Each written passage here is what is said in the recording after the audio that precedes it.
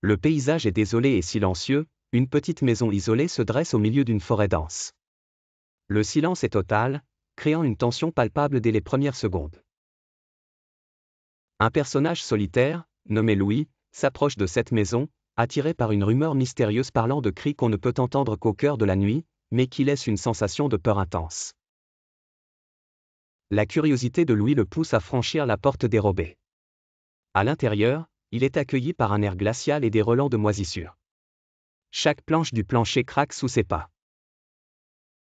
Il commence à explorer la maison, et très vite, des signes d'une présence invisible apparaissent. Des objets bougent seuls, des ombres passent fugacement à la périphérie de sa vision, et un sentiment de malaise grandissant envahit Louis.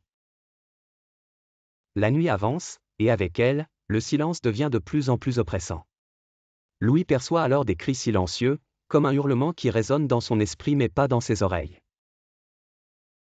Chaque fibre de son être tremble d'une terreur qu'il n'avait jamais ressentie auparavant. Finalement, il se retrouve nez à nez avec une entité étrange, une forme vague et indéfinie, presque transparente. Cette entité semble se nourrir du silence environnant, cherchant à absorber le cri intérieur de Louis. La tension monte alors qu'il lutte désespérément pour échapper à cette force invisible. Les cris silencieux dans sa tête deviennent insupportables, Louis sent presque son esprit se déchirer. Dans un ultime effort, il parvient à s'extirper de la maison. En fuyant, il ressent encore une oppression pesante dans son esprit. Le silence semble l'accompagner, éternel et terrifiant. La forêt ne semble plus la même. Louis sait qu'il a emporté avec lui quelque chose de maudit, et l'horreur n'est définitivement pas terminée.